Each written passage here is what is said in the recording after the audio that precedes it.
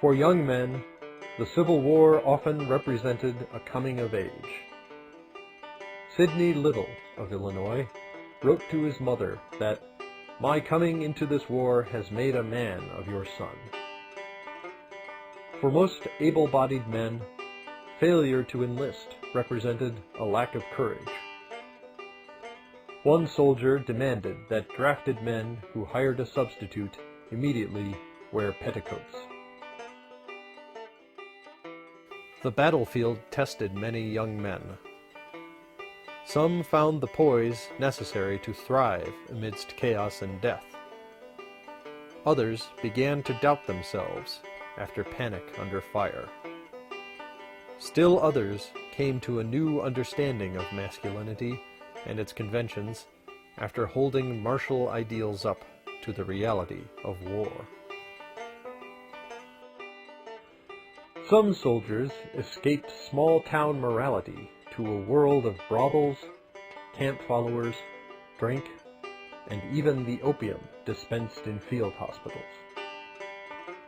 But others reasoned that they fought the war for this very sense of civilization. Military life instilled a sense of virtuous self-discipline familiar to the evangelical Protestant Whigs of the North. Trained soldiers always obeyed orders and did not flee under fire. Many struggled to extend this discipline to their hours and days away from battle. One Illinois soldier wrote to his parents, "Some of the soldiers have not pride enough to keep themselves halfway decent. Some of them seem to think that being a soldier is a license for a man to make a brute of himself." Combat also asked men, long a part of the northern culture of domesticity, and often workers in offices and stores, to face up to violence and death.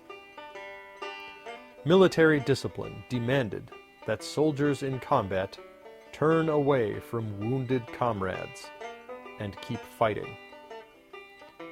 This directly countermanded an American sense of civilization increasingly built around the development of a tender conscience and isolation from the realities of suffering.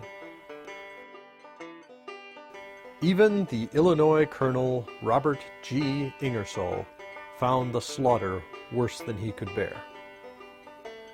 Ingersoll, who led troops at Shiloh, admitted that he never saw his men in the fighting line without thinking of the widows and orphans they would make, and half hoping they would miss their aim. He summed up his view in an 1862 letter. "War is horrid beyond the conception of man. It is enough to break the heart to go through the hospitals. Old gray-haired veterans with lips whitening under the kiss of death. Hundreds of mere boys with thoughts of home, of sister and brother meeting the dark angel along. Nothing but pain, misery, neglect, and death around you. Everywhere, nothing but death.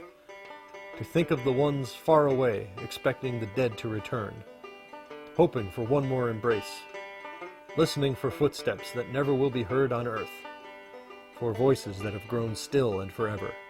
It makes one tired of war."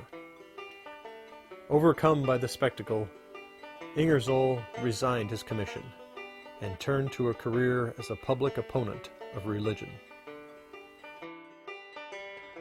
While battlefield encounters produced violence and gore, the Civil War's prisons proved an equally fatal environment. Men confined in close quarters proved highly susceptible to the spread of disease. Both sides attempted to keep their prisons well supplied, but as the Confederacy withered and died, its prisons often failed to provide captives with adequate provisions. Most prisoners complained of bad treatment by guards, but many had their fellow prisoners to fear as well.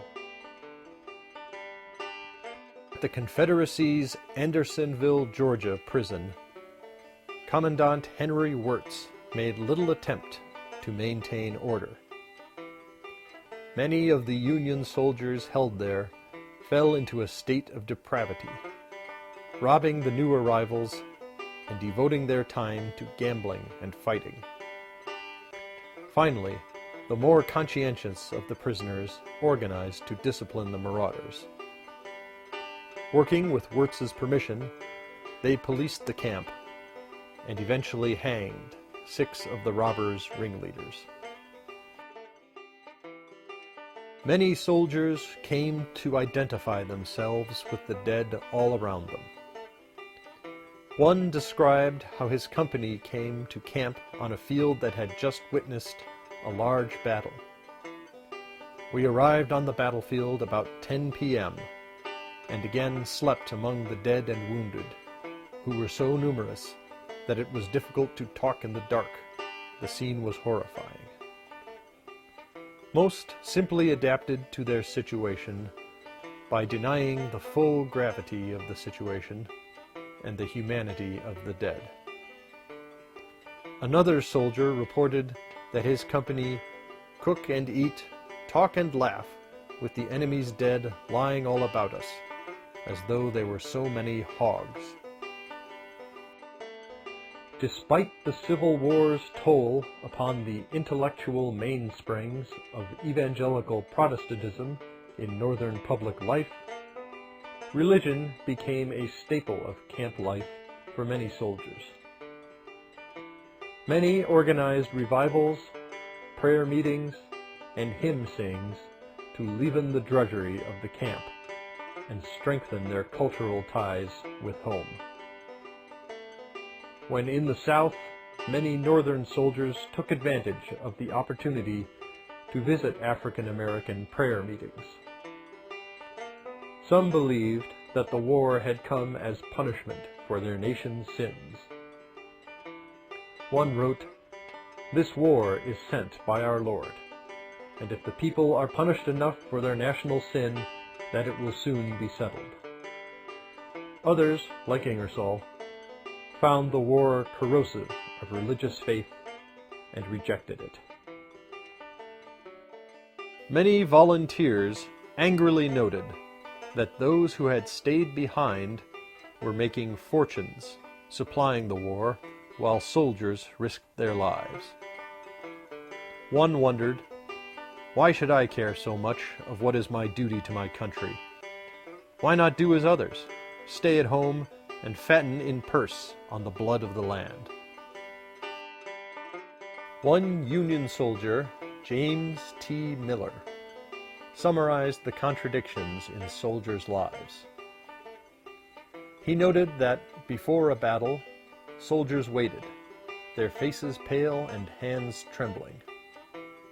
But once the fight had begun, they could see the solid columns of the foe advance in plain sight, every man seeming to step as proudly and steadily as if on parade, and even while the artillery tears large in their line, still on they come, hardly faltering for a moment. The battle left participants looking more like fiends than men. Upon the order to charge, they sprinted in to the very jaws of death, and never for one moment faltering, but yelling like devils up to the mouths of the cannon, and there to hear the wild triumphant cheer. Yet in a few moments the same men would be attending to those fallen in the fray, with the kindness and tenderness of a woman. Miller concluded that by the time you have seen this, you will begin to think that a soldier has as many characters as a cat is said to have lives.